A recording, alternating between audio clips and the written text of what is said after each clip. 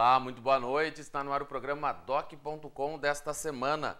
Hoje o assunto aqui no DOC.com é o Plano Municipal de Educação. Para isso vamos falar com a secretária municipal de Educação, Isméria Savelli.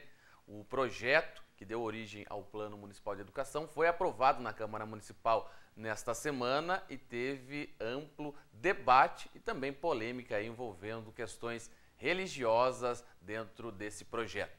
Também vamos falar a respeito de algumas emendas parlamentares que virão para Ponta Grossa para a área do esporte. Para isso vamos falar com o vereador Isaías Salustiano, do PSDC, que esteve em Brasília nesta semana atrás desses recursos. É um instante só, não saia daí. DOC.com, você bem informado.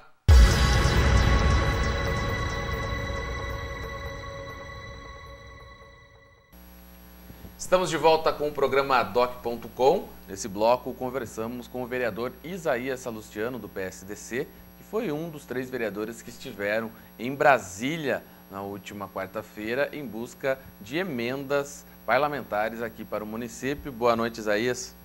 Boa noite, Eduardo. Essa viagem a Brasília aí, como que foram recepcionados, né, os projetos? Cada vereador, foi você, o Romualdo Camargo, que também é do seu partido, o vereador Daniel Mila, do PSDB, em conversa com parlamentares, deputados lá em Brasília, que podem destinar emendas aqui para a nossa cidade. Como que foi essa ida atrás de recursos? Então, na verdade, houve, como todos sabem, né, um contingenciamento das verbas parlamentares, as emendas impositivas. Houve um corte e foram liberadas a semana passada. E essa situação, nós tínhamos já conversas anteriores com o deputado, no meu caso, o deputado Sandro Alex, e aí eu resolvi ir até Brasília para poder conversar com ele e firmar o compromisso de liberar essas emendas. E fomos bem sucedidos. No meu caso específico, eu fui buscar recursos para a área do esporte, que é o que eu defendo, né? E realmente fomos bem atendidos, visitamos também outros deputados, conversamos sobre outros assuntos, mas na prática o que ficou acertado é que nesse momento, agora em 2015, inclusive o deputado já cadastrou a emenda e nós vamos ter aí um recurso de R$250 mil para investimento em obras. Há uma carência na nossa Fundação Municipal de Esporte em relação a materiais. Isso nós vamos buscar na sequência agora na Secretaria de Estado, tendo em vista que as emendas parlamentares disponíveis não poderia ser utilizado para comprar material, só para investimento. E aí também, como nós temos as carências nos bairros da cidade, ficou liberado R$250 mil através de uma emenda do deputado Sandro Alex, que eu inclusive agradeço pela disposição e pelo apoio que tem nos dado aqui na cidade de Ponta Grossa, para construir 2 quadras de esporte com grama sintética nos bairros da cidade. Nos bairros. E já tem um local aí onde vão receber essas quadras? Então eu não quis colocar ali o local, mas eu que vou, e ficou combinado que eu vou indicar, né, o bairro. É sempre o melhor para quem mais precisa, né? Hoje nós sabemos que as crianças dos bairros da cidade têm muito poucas opções de lazer e de prática esportiva. Então, eu estou procurando verificar os bairros da cidade, a região onde eu mais atuo, né? E uma das quadras eu vou destinar lá para o bairro do Los Angeles. Certo. Los Angeles tem uma carência muito grande, tem agora o Califórnia ali do lado, né? É uma região que fica do outro lado da rodovia, e a gente tem um carinho especial por toda aquela comunidade, e eu sei que é uma carência, e eu tenho esse compromisso lá com o povo, e o Sandro, inclusive, se manifestou favoravelmente, e também o pessoal do Jardim Maracanã. Certo. Então, esses 2 pontos aí devem receber essas quadras de futebol com grama sintética, e é uma evolução aí, né? Porque cada vila, cada bairro tem, muitos têm ainda, o campo de saibro, né? O saibro, onde a reivindicação era que a prefeitura fosse renovar o saibro lá de tempos em tempos. Agora, com a evolução, aí já tem a grama sintética, que particulares existem aos montes aí, né, em Ponta Grossa, mas públicas, não sei se existe alguma ainda no município. É uma iniciativa bacana para levar aí realmente, proporcionar essa prática aí para a população. Inclusive, no ano passado, no ano de 2014, o Sandro também destinou 1 milhão de emendas com essa finalidade. Hoje, essa emenda já está sendo executada, implementada, os recursos já foram empenhados, liberados, licitados e as obras estão em andamento. Ainda hoje pela manhã eu estive visitando a quadra lá do Santa Luzia, que já está quase pronta. Estão sendo construídas nesse momento 5 quadras já na cidade de Ponta Grossa. E agora mais 2 com essa nova, novo aporte. Isso, agora com esse novo aporte, mais 2 quadras, né? A nossa cidade é muito grande, né? Devagar, né? Não se tem como colocar tudo ao mesmo tempo, mas devagar aí vai conseguindo contemplar as regiões da cidade. Agora, aquele outro projeto, Isaías, você falava na sua prestação de contas, até da viagem a Brasília, que está lá no blog do doc.com, sobre que ainda está no embrião essa ideia, você havia me confidenciado, de integrar aí os clubes que têm campos de futebol, mas campos mesmo, esses oficiais do jogo 11 contra 11, que não são tantos, né? Igual, por exemplo, os campos de futebol suíço, quadras de salão, né? Esses clubes aí, qual é essa ideia para eles? Então, antes de falar dessa ideia, eu quero só fazer uma colocação, né? Tá. A administração pública, de um modo geral, os recursos são destinados, né, do orçamento, primeiramente para atender saúde, depois para atender a educação e depois para atender pavimentação e saneamento básico. Mais ou menos essa é a ordem de preferência dos investimentos. E para o esporte acaba sobrando muito pouco recurso, já que a demanda nessas áreas são muito grandes e os recursos públicos, principalmente dos municípios, são escassos. Então acaba ficando esse direito social constitucionalmente garantido, né? Do povo, da população, meio que deixado de lado. E o esporte, eu entendo que, além de ter contribuição na formação do cidadão, um caráter social relevante, né? Ele também contribui para que as crianças sejam saudáveis, né? Tenham melhor aproveitamento escolar, né? Muitas vezes é deixado um pouco de lado pela administração pública, não por decisão do governo, mas porque o cobertor é curto. Exatamente, porque os recursos são escassos.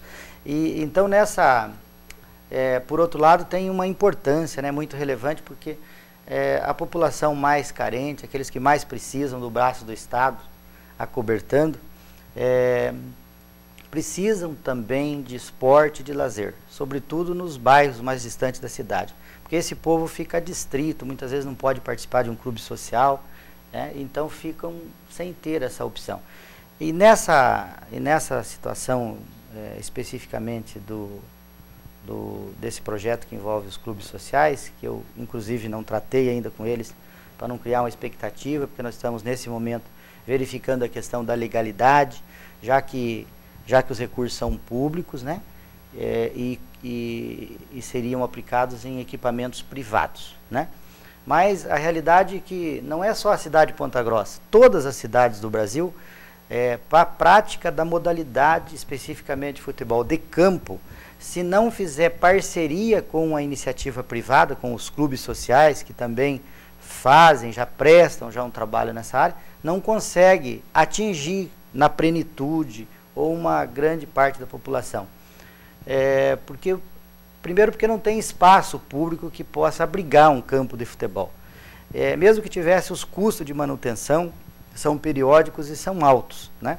Então tem uma série de fatores. E aí nasceu essa perspectiva, principalmente na nossa cidade de Ponta Grossa, a hora que vivemos essa circunstância de que o Operário foi campeão, né? Sim. Isso elevou, isso fomentou para que os nossos meninos queiram praticar essa modalidade de esporte e hoje não estão tendo essa possibilidade. Então abrir essa condição para que o poder público pudesse investir através de convênio firmado com os clubes sociais e esportivos, possa, em cada região da nossa cidade, participar também da administração pública e fazer com que possa recepcionar campeonatos e principalmente as categorias de base, os meninos têm um trabalho continuado para poder fomentar cada vez mais a modalidade de futebol de campo cidade de Ponta Grossa. Porque você citou lá alguns desses clubes, né? O Olinda, o UCA, que eu lembro agora de cabeça, eles estão em locais estratégicos da cidade mesmo, né? Que o custo do município para construir, por exemplo, um estádio, não precisava nem ser estádio, o campo mesmo ali, né? Para a prática, eles teriam que escolher um lugar e mesmo assim seria caro, né? E esses locais eles já estão instalados, né? O campo do Palmeiras ali também, na região da Avenida Garibaldi. Enfim, uma ideia boa, logicamente, como você falou, tem que ver a legalidade, né, de se fazer esse convênio para colocar recurso público dentro de um espaço privado, mas que na prática a ideia é interessante. Inclusive, também nessa conversa com o deputado Sandro Alex, eu coloquei a situação e ele apoiou, o presidente da fundação também, o Leopoldo, brilhou os olhos deles quando eu falei do projeto. Inclusive, nós já temos um modelo de convênio pronto e o presidente encaminhou para a Procuradoria Jurídica para dar um parecer em relação à legalidade e eu já aproveitei esse espaço, essa minha ida a Brasília, para assegurar também uma emenda parlamentar do deputado Sandro Alex já para o ano de 2016, para que a gente superada essa questão da legalidade e também após uma reunião com os clubes eles aderirem a essa ideia, né, se mostrarem positivos em relação ao convênio, firmar o convênio, os recursos já estariam assegurados e daí em 2016 nós teríamos a condição de implementar efetivamente essas melhorias nos estádios para que pudessem abrigar, né. Tem contrapartida, né, a contrapartida seria que os clubes conveniados participassem de todas as competições organizadas ou apoiadas pela Fundação Municipal de Esportes, principalmente nas categorias de base, que também os clubes mantivessem nos seus quadros as categorias de base sempre em treinamentos, nos quadros internos, que abrisse para a comunidade da região poder participar, mesmo não sendo associado, através de uma credencial. E também uma outra contrapartida é que daí a critério da fundação, esses clubes conveniados pudessem representar a cidade de Ponta Grossa nas competições oficiais organizadas pelo Estado. Pois é, porque vontade de fazer, creio eu que todo prefeito, todo secretário de todos os municípios tem. O que não tem é recurso, né? E aí é preciso realmente pensar em alternativas para que as melhorias cheguem até a população. Nós estamos chegando ao final desse bloco, Isaías. Eu gostaria só que você encerrasse fazendo uma avaliação geral aí dessa ida a Brasília. Eu avalio como positivo, porque eu cheguei no momento certo, né? Já temos lá agora uma emenda parlamentar impositiva do deputado Sandro Alex, já cadastrada que esses recursos efetivamente serão aportados aqui para a cidade de Ponta Grossa. Então, esse por si só já justificaria, né? Temos esse projeto dos convênios com os clubes particulares na cidade para fomentar o futebol de campo, que também ficou assegurado que no ano que vem, se depender dos recursos, nós teremos esse recurso. E também a questão lá da municipalização do campo do DR, que é uma outra demanda minha para que o município possa, em algum momento, receber ou a doação, ou doação com encargo, aquele espaço que hoje é da Associação dos Funcionários do DR, para que a gente possa construir ali também um estádio municipal, naquela região da cidade que hoje não tem nenhum campo de futebol. Então, eu avalio como muito positivo essa nossa estada lá em Brasília e também pelo apoio que recebemos, tanto do deputado Sandro Alex, como também estive visitando o gabinete do deputado Aliel Machado, né? Então, eles se mostraram muito receptivos e eu vou continuar correndo atrás das demandas do esporte para a cidade de Ponta Grossa. Tá certo, muito obrigado pela sua entrevista. Obrigado, Eduardo. Essa foi a conversa com o Isaías Salustiano, vereador do PSDC, falando aí a respeito de emendas parlamentares aqui para Ponta Grossa. Nós vamos para um rápido intervalo, na sequência a gente volta falando sobre Plano Municipal de Educação com a secretária de Educação, Isméria Savelli. É um instante só, não saia daí, doc.com, você bem informado.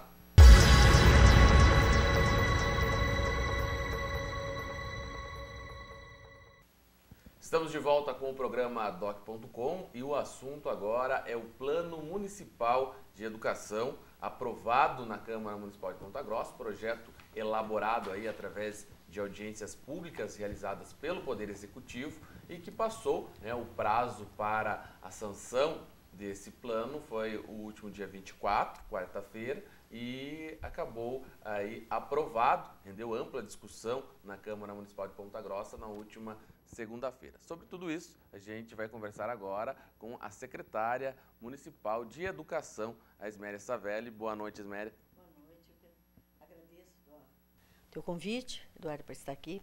Para nós é muito importante, né, esse momento de pôr em discussão, pôr em pauta, né, a discussão sobre o Plano Municipal de Educação. Pois é, e o Plano Municipal ele vem lá do Plano Nacional de Educação, que passou também para os estados e os municípios por sua vez, né? Independente de polêmicas que se criaram, né, em relação à questão de orientação sexual, questão de gênero, né, diversidade sexual, tudo mais, qual a importância como um todo de se aprovar um plano desse para os próximos 10 anos na educação do município? Bem, acontece o seguinte, os municípios e estados receberam a incumbência de, após a aprovação do Plano Nacional, que se deu em 25 de junho de 2014, né, o ano passado, que após a Lei 13.005, que definiu 20 estratégias para ser atingidas no Brasil, né, para poder constituir um certo sistema de educação nesse país que a gente não tem, né, para dar uma certa organicidade na educação, para que as políticas de educação seguissem no mesmo rumo, no mesmo sentido. Então, foi exigido que o Estado, os municípios, elaborassem em um ano, né, prazo de um ano, os seus planos estaduais e os seus planos municipais, levando em consonância as metas nacionais. Porque a gente tem que pensar o seguinte, Eduardo, a vida acontece no município, né? O governo federal, ele definiu as 20 metas, ele definiu, não, vieram todas as CONAIs, das conferências que aconteceram desde 2010, definiram as 20 metas e algumas estratégias. Agora, os estados, observando cada meta daquela, eles teriam que elaborar seus planos estaduais e, a partir dos planos estaduais, também os municípios elaborarem seus planos municipais. Então, isso é muito importante para dizer o seguinte, a Secretaria de Educação, e especialmente a secretária, ela teve a tarefa de coordenar esse movimento e esse processo democrático para a elaboração das estratégias em relação a cada uma das metas do Plano Nacional de Educação. Nós aqui em Ponta Grossa, nós tivemos 15 audiências públicas. A primeira audiência foi na Câmara Municipal, onde nós apresentamos a demanda que tínhamos para a elaboração desse plano. Houve uma abertura dentro do próprio sistema da Secretaria de Educação, das pessoas se inscreverem em qual meta gostaria de discutir. Então, teve grupos de trabalho em cada uma das metas. Segmentada essa discussão. Foi. Cada meta voltada a um público. Ou ele se inscrevia. Setor. Ele se inscrevia. E teve alguns movimentos sociais, né? Alguns movimentos sociais que tinham pessoas que se inscreveram em todas as metas, para ter representante em todas as metas. Nós, da Educação, da Secretaria de Educação, tínhamos pessoas em todas as metas, né? O Estado tinha pessoas em todas as metas.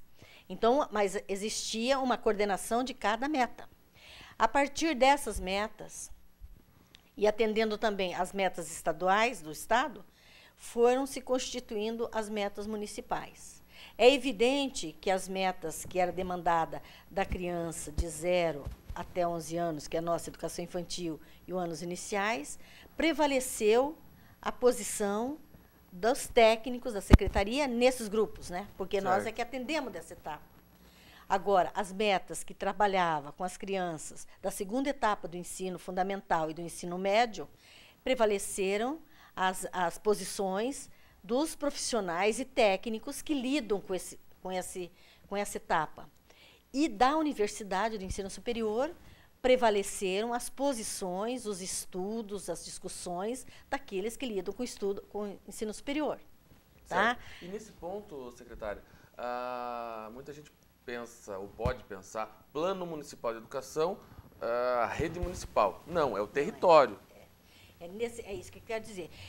Sempre em todas as audiências nós colocamos para esclarecer. Nós estamos construindo uma política pública de educação, atendendo a uma lei maior, que é a 13.005, para o município de Ponta Grossa. Está aqui envolvidas as escolas públicas, privadas, universidades públicas, privadas, porque é do município. E como ela é uma lei que tem 10 anos, o Plano Nacional, o Plano Municipal vai valer de 2015 a 2025, ela ultrapassa a gestão, ela ultrapassa o governo, ela passa a ser uma política pública de Estado, do município. Independente do gestor que estiver conduzindo a cidade de Ponta Grossa, as metas e as estratégias estabelecidas por esse grupo devem ser cumpridas, ainda que o plano também seja aberto, porque todo ano tem uma conferência municipal para discutir, está proposto, né, uma conferência municipal para discutir as metas que já foram atingidas, o que precisa talvez readequar. Um acompanhamento dessa aplicação. Tem que ter o acompanhamento, porque senão você faz um documento pró forma, um documento para pôr na gaveta. E não né? se aplica. E não se aplica. Como? O importante é Quem se aplicar. É que sabe que já existia um plano municipal de educação vigorando? Ninguém sabe. Então, toda essa discussão também que aconteceu na nossa cidade, aconteceu no Brasil, aconteceu no Estado, toda essa discussão foi muito rica. Sabe por quê? Porque as pessoas agora sabem que existe um plano municipal de educação. Agora, o que não é muito positivo, né? Ele fica como uma agenda negativa para nós, é que as metas, nós temos aqui as metas, 20 metas, na composição das estratégias dessas 20 metas, dão mais de 200 estratégias. E tem metas que, por exemplo, a Secretaria de Educação tem que cumprir a partir do ano que vem. Por exemplo, a meta número 1, todas as crianças, nós temos que universalizar até 2016, a educação infantil na pré-escola. Pré-escola é 4 e 5 anos. Certo. Tá? Para todas as crianças. E nós temos que ofertar, toda criança de 4 e 5 anos tem direito à vaga na educação infantil. 4 e 5 anos. Tá? E nós temos que ampliar pelo menos 50% das crianças de 3 anos. Tá? Isso é uma meta. Eu que estou na Secretaria de Educação, sofro todos os dias, né? A educação infantil, ela está hoje num processo de judiciação, uma vez que é Ministério Público pedindo vaga para papai, né? Não tem vagas e tudo mais, e está também exigindo que o poder público municipal, no qual o prefeito Marcelo Rangel representa, e eu faço a gestão da educação, que esse poder público, no governo do senhor Marcelo Rangel, amplie as unidades de educação infantil para que todas essas crianças tenham a oportunidade de chegar à escola, porque senão ele não está atendendo a meta número 1. A meta número 1 é que essa começa, ampliação. 2016, sabe quando é 2016? Daqui 6 meses. 6 meses. Então não é à toa que o prefeito inaugura até o final do ano 10 novos CMEs, não é à toa. Não é à toa que ele está fazendo mais 3 CMEs só com recursos próprios. Que nós estamos reformando tantos outros. Para quê? Para receber todas as crianças e atingir essa meta. Tá? Porque se o município não atingir, ele tem penalização. Qual é a penalização? Tem que arrumar vaga em algum lugar. Tem que arrumar vaga em algum lugar. Então, essa foi a meta número 1. Eu estava dando uma olhada rápida na lei aprovada na Câmara. É um material vasto. Está aí, a senhora está com o Diário Oficial de quarta-feira, onde foi publicada a lei. 12.213. Cumprindo o prazo, que era o dia 24. E eu estava me atentando também a questão, duas questões aí mais pontuais. Uma é a questão de valorização dos professores. Isso que está aqui. Em relação a salários, né? Sim. E plano de cargos e salários. Plano de cargos e salários. Formação. Que é uma reivindicação antiga, né? Isso, não é isso. nem dessa gestão, lá de trás sempre, tem essa questão. O sindicato sempre bate em cima dessa tecla. E a outra questão é o aumento do ensino integral, né? Da educação em tempo integral, que ampliou bastante de alguns anos para cá, né? E que se pretende dar um salto ainda maior. Como que estão... gostaria Essas que a senhora questões. falasse a respeito dessas duas questões. Tá. Bem, além dessas metas aí, tem uma muito importante, que é a meta que trata que toda criança, aos 8 anos, saiba ler e escrever plenamente. É uma das questões importantes também. Deixa eu colocar para você. A valorização dos professores está aqui. A reformulação dos planos. Nós já, desde quando a gente entrou no governo, o prefeito estava na proposta de governo dele, a rever o plano de cargos e salários. Nós fizemos uma comissão de professores, fizemos uma comissão com o sindicato, eu apenas coordenei na Secretaria de Educação, o projeto de lei já está passando para ir para o Executivo, talvez até o dia 10 o prefeito solicita ir para o Executivo, no sentido de valorizar os professores. Olha, isso aqui no município de Ponta Grossa é muito importante, porque grande parte dos municípios brasileiros, quando vai falar de plano de cargos e salários, eles contratam empresas. E aqui nós estamos trabalhando com a classe, discutindo com eles. Então, essa é uma questão. E a valorização dos professores, ele não passa só pela questão do salário. É o salário também. Só que o salário não dá tudo de uma vez. Ele tem que estar pensando a médio e longo prazo. Certo. Agora, na verdade, dá condições de trabalho ideais, né? E também. Ou chegando perto aí do você vê, ideal. dentro da lei que nós estamos, hoje o professor nosso tem 1/3 da carga horária dele com hora atividade. Significa que um professor de 20 horas, né, tem 1/3 da carga horária, fora da sala de aula para quê? Para ter tempo de corrigir os cadernos, planejar as aulas e tudo mais. O governo municipal está cumprindo a lei municipal, a lei nacional, e implantamos também no plano de cargos e salários. Outra questão que você falou, muito importante, é a ampliação do tempo integral. A ampliação do tempo integral na meta, que está aqui no Plano Nacional de Educação, ele exige que os municípios, até o final da década, quer dizer, até 2025, Sim. 50% das escolas de ensino fundamental dos anos iniciais estejam em tempo integral. Só que nós, em Ponta Grossa, nós temos 84 escolas. E hoje, este ano, nós já temos 31 escolas em tempo integral. Então, é uma meta que nós cumprimos muito mais cedo do que até 2025. É mais de 1/3, né? Mais de 1/3. Então, nós cumprimos muito mais, né, do que até o final. Eu acredito que, da forma como está se planejando o alcance dessa meta, até o final do plano, todas as escolas estariam em tempo integral. O que seria o ideal, né? É o ideal. Acontece o seguinte, também existe na concepção que temos, aí vem dentro do PPP, que é o Projeto Político Pedagógico. Na concepção que nós temos de tempo integral, não é uma escola em que o turno as crianças trabalham as atividades regulares e outra ela faz contraturno. Não é. É uma escola de tempo ampliado. Tudo aquilo está dentro do currículo da criança, Sim. de trabalho com a criança. É então, um currículo que abrange ampliado. mais tempo, não é apenas... Em vez de ser de 4 horas, o nosso currículo são de 7 horas, sabe? Não é simplesmente a criança ir lá, não, o que a gente vai fazer hoje? Não, é tudo organizado. Não, no contraturno fazer atividades que são desvinculadas do currículo da escola. Né? A criança ali, ela está sob a tutela da escola. Agora, o seguinte, a educação infantil, na gestão do Marcelo Rangel, ela é total tempo integral, o que não acontece em muitos municípios, e aqui também não era 100% das crianças em tempo integral, sabe? Isso também facilita bastante a vida das famílias, das mães e tudo mais, né? Então, agora a gente está caminhando Porque você vê, aí é uma incoerência. Os pequenininhos em tempo integral, aí o menino sai, a criança sai do infantil 5 e dela vai para o primeiro ano, é tempo parcial.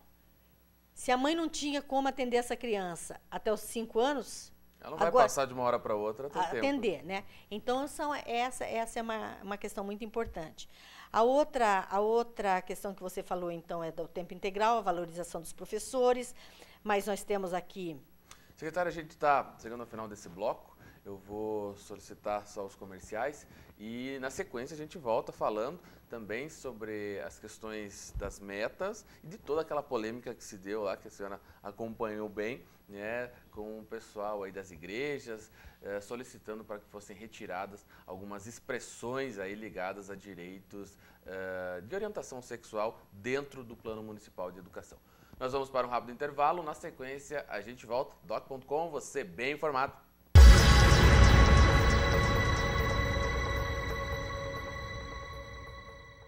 Voltamos com o programa doc.com, na sequência da entrevista com a secretária municipal de Educação, Isméria Savelli.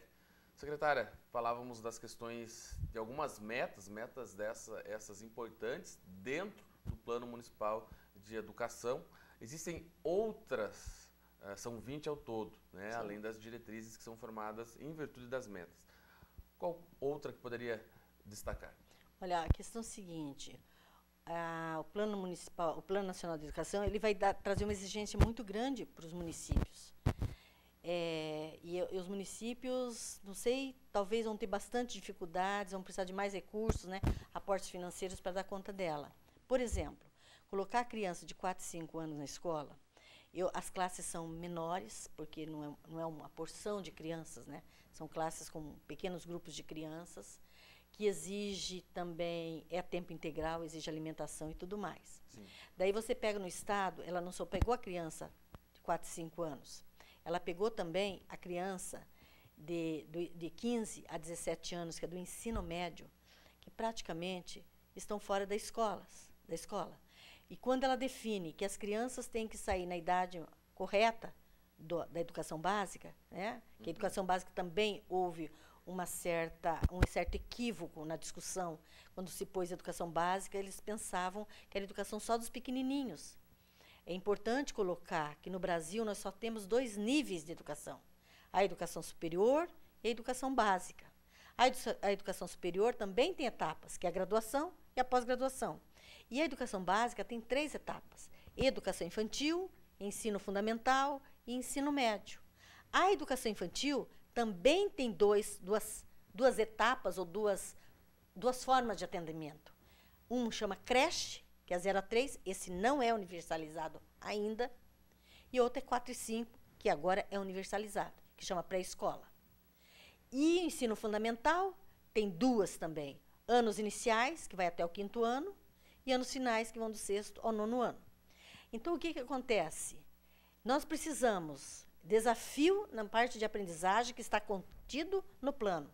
Melhorar a qualidade da educação dos anos iniciais para que as crianças, na segunda etapa do ensino fundamental, que é a partir do 6º ano, tenham condições plenas de ir para frente e não ficar reprovando. Porque se eu mando uma criança do 5º para o 6º, sem saber ler direito, sem saber o básico da matemática, ela vai enfrentar problemas de 6º ao 9º ano e, com certeza, vai reprovar muitas vezes e vai evadir da escola. E não vai terminar até 15 anos o ensino fundamental. Esse é um problema. E a outra questão importante, que daí abrange o Estado, é que todas as crianças e jovens até 17 anos têm que estar na escola. 17 anos é o ensino médio, né? Até os 17 anos é o ensino médio. Isso significa hoje que o brasileiro, o pontagrossense, vamos falar, dos 4 aos 17 anos tem que estar na escola. O município tem que arrumar as vagas do 4 e 5, e o Estado tem que arrumar a vaga dos 11 aos 17. Isso é muito importante, é uma meta fundamental de inclusão, muito importante. Isso requer muito investimento. Requer investimento, requer salas, requer material, infraestrutura, professores e tudo mais. Material humano também. Recursos humanos e tudo mais. Então, essa é uma meta fundamental. Então, por isso já dá para ver que não é isso. Quando você fala da valorização dos profissionais, está exigindo também das universidades, que promovam o curso de especialização, né, de pós-graduação, de graduação, para que todos os nossos professores tenham curso superior e pós-graduação. Então, está exigindo também um compromisso das universidades com isso. Então, a outra questão muito importante do plano é a questão do financiamento, que vendo que precisa tudo isso na educação básica, é necessário mais aporte financeiro. E o plano prevê que até o final, até 2025, 10% do PIB seja aplicado à educação, que hoje não chega nem quase 7%, tá? Nem quase 7%, que é mais recursos para a educação. A lei de responsabilidade fiscal, que já há algum tempo vem operando, ela, de certo modo, foi um avanço, porque ele estabelece o 25%, né, do orçamento dos municípios, Ponta Grossa não é diferente, para a educação, né? E os prefeitos que não conseguem atingir essa meta respondem no Tribunal de Contas e tudo mais, né? Isso seria um mínimo aí para garantir esses investimentos. Sim, ainda continua, constitucionalmente, os municípios é 25%, né? O Estado dos municípios 25%, quem tem que pôr mais dinheiro tem que ser o governo federal, porque ele arrecada... Qual o dinheiro que vai para o governo federal? O dinheiro arrecadado no município, no Estado, é que vai para lá. Ele abocanha tudo e passa para o município toda a responsabilidade, porque a formação desse cidadão está no município, seja na escola estadual, seja na escola municipal, seja na escola privada, seja na universidade, ele abocanha tudo e passa a responsabilidade para o município. Então, ele tem que se responsabilizar financeiramente por mais recursos. Exatamente. Isso está no plano. Isso é coisa importante. Isso está no plano. Está no plano essa questão. Está no plano. Então, você vê, e isso ficou de fora.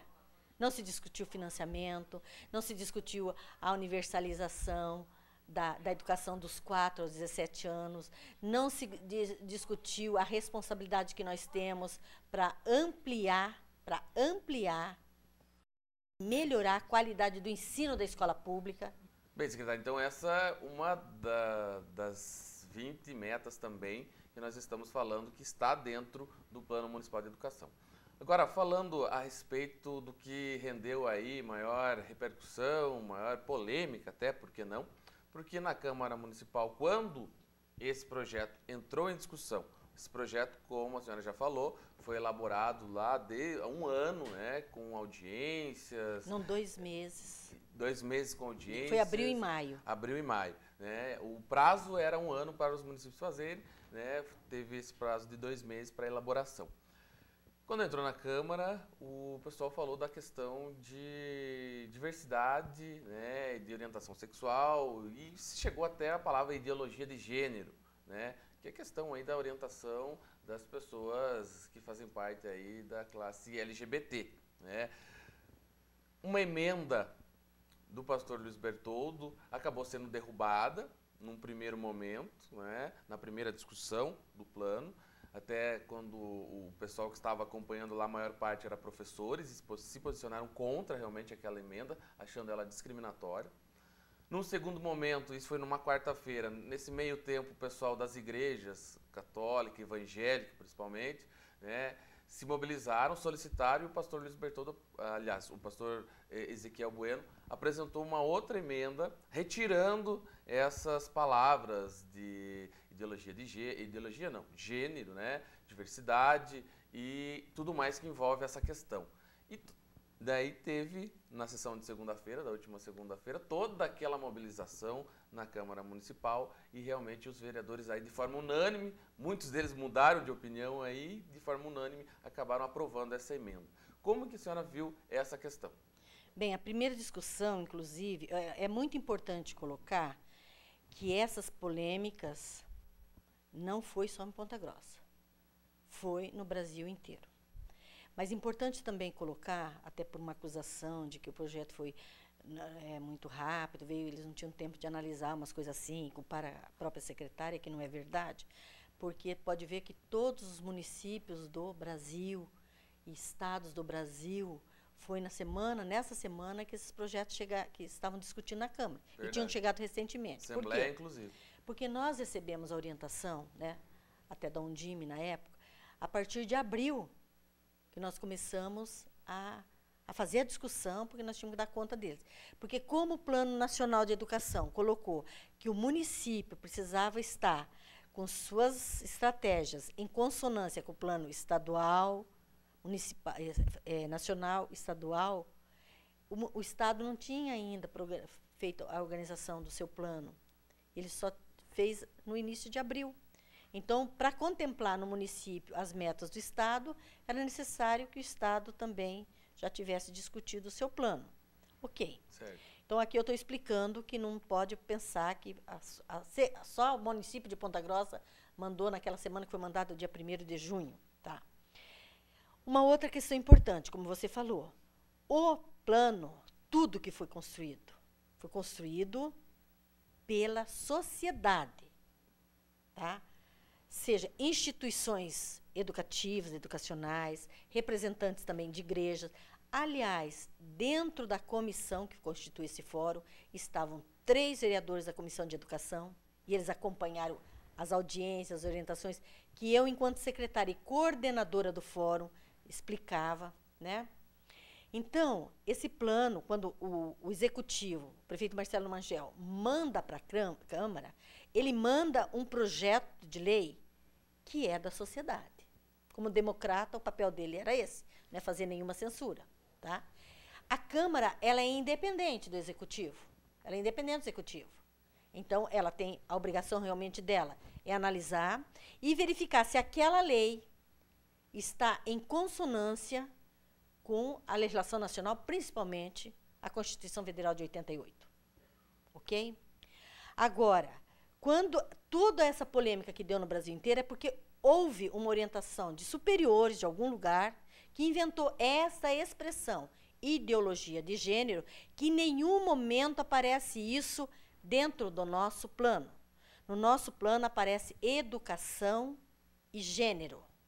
E a educação e gênero é porque nós tínhamos que elaborar um plano em que fosse contemplada as desigualdades que são existentes e persistentes contra as mulheres. É importante isso. As desigualdades, inclusive, do próprio menino. Tá? O menino, por exemplo, vamos pensar na educação infantil, nos anos iniciais, um menino que cai e chora. Se o menino chora, é menininha, é mariquinha. Menino não chora. Como é que é isso?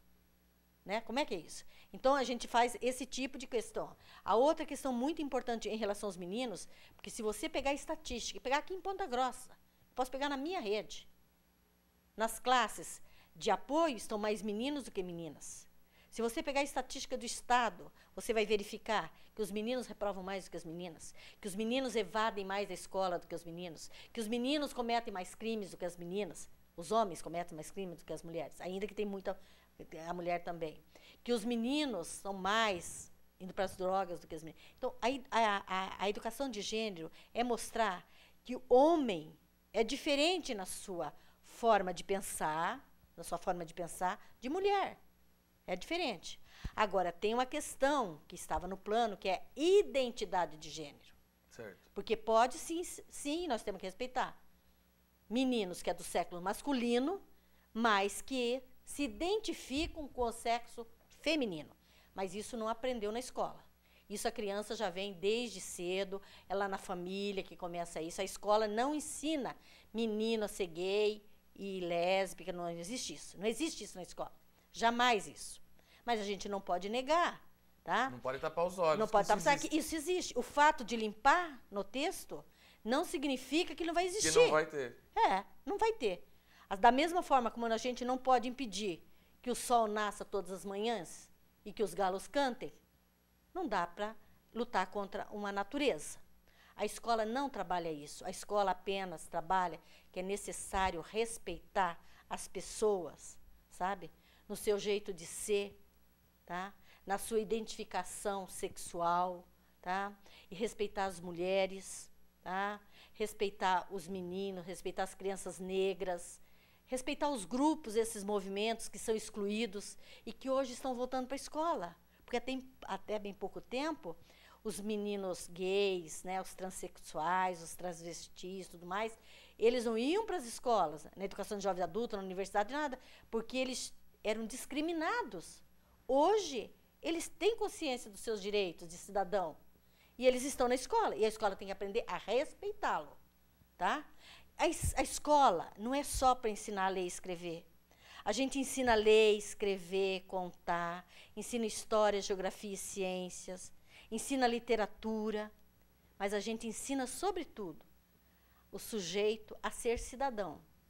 E que as pessoas têm que respeitar o Estado de direito de cada cidadão, independente da sua condição sexual, independente do seu gênero, seja masculino, seja feminino, independente da sua condição social, se é rico, se é pobre, se é negro. Né? Então, a escola tem que trabalhar com a prática e o exercício da cidadania de todas as crianças, desde pequenos. E, secretária, e do jeito que foi aprovado com essa emenda, o prefeito sancionou da forma que veio da Câmara, né? Os vereadores acharam por bem retirar algumas palavras do projeto e essas palavras foram retiradas. Como que fica agora? A questão é a seguinte, o prefeito fez, ele estava no papel dele. Da mesma forma como ele envia um projeto para a Câmara Municipal analisar, e ela é independente do Executivo, o Executivo analisou, o Legislativo analisou, devolve para ele, não cabe a ele, de forma nenhuma, fazer qualquer emenda ou fazer qualquer restrição a esse projeto. Né? Por isso as pessoas tinham o direito delas, né, de estar lá se manifestando, falando, né? Mas também existe muitos equívocos nisso, porque limpar essas palavras do texto não significa que não existe. A realidade está aí. Não significa isso. Né? Então, eu acho assim que o nosso prefeito, na sua posição, né, um homem inteligente, democrata, ele cumpriu o seu papel. A sociedade fez esse, está aqui, Câmara, você tem independência e você e faz até o que que precisa. ponto, de repente, essa emenda que foi aprovada, retirando algumas palavras, como fala-se em combater a descriminalização, né? A discriminação, melhor dizendo. Mas não fala aí questão de gênero, como estava no projeto inicial. Até que ponto isso pode comprometer o tratamento disso dentro de uma escola, por exemplo? Não afeta. Não afeta porque... Na prática, não afeta. Não afeta. Não afeta porque eles centraram-se em algumas estratégias apenas. E outras estratégias contemplam. Né? Isso é muito importante. O que os professores, o que nós educadores, os pesquisadores, o que todo mundo que lida com a educação precisa saber, que nós temos a Constituição. E a escola tem que se pautar pelos princípios constitucionais e dentro da Constituição brasileira. Não pode haver qualquer tipo de discriminação. É evidente que nenhum daqueles vereadores que votaram a favor dessa emenda estão a favor de discriminação. Eu acho que algumas palavras, sabe, é como se agredissem eles, né? Mas há bem pouco tempo também ver um travesti na rua agredia. Hoje eles estão aí, a gente convive, né? E eles estão nas festas, eles estão nas escolas e a gente sabe que isso é natural e é direito deles.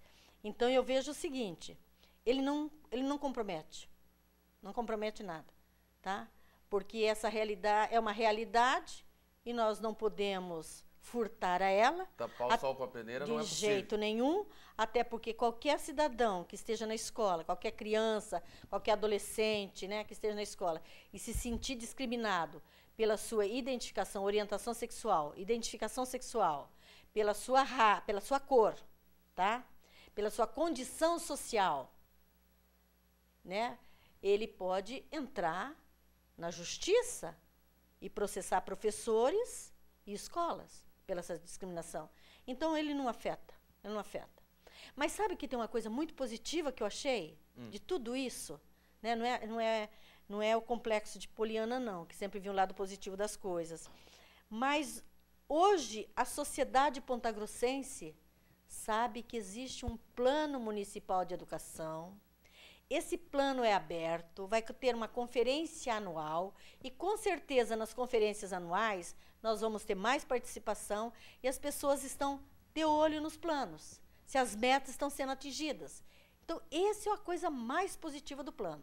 Tá? Então, eu acho que o Legislativo fez o papel dele, né? Ainda que eu não concorde, né? Eu não concordo, mas ele tem o direito, né, de fazer. Assim como ele tem o direito de se posicionar naquela situação, eu também posso me posicionar que eu não concordo. Mas hoje, aquilo que foi aprovado e a lei que está em vigor, que veio do Legislativo e que o prefeito sancionou, é a Lei 12.213, de 23 de junho de 2015, e essa lei contempla, sim, a diversidade, essa lei contempla, sim, a questão da orientação sexual, essa lei contempla, sim, os direitos dos LGBTs, essa lei contempla tudo isso. Maravilha, então, secretário. Gostaria de agradecer a sua presença aqui no doc.com, falando a respeito desse importante projeto aí que determina as metas, diretrizes para a educação nos próximos 10 anos aqui no nosso município. Eu que agradeço. É uma oportunidade muito grande, né, de estar aqui. Eu acho que é um tema polêmico que está acontecendo, está no Brasil inteiro isso, né? Mas nós estamos felizes, foi aprovado pela Câmara e quero parabenizar a Câmara por um grande projeto. Tá certo, então, essa foi a conversa com a Esméria Savelli, ela que é secretária municipal de educação, falando sobre o plano municipal de educação aqui da nossa cidade.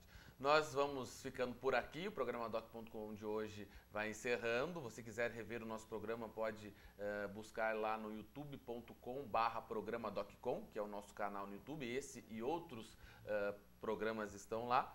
E também, você quiser entrar em contato conosco, o e-mail é o programadoccom@gmail.com. É isso aí, um ótimo final de semana para você e até a semana que vem. Doc.com, você bem informado.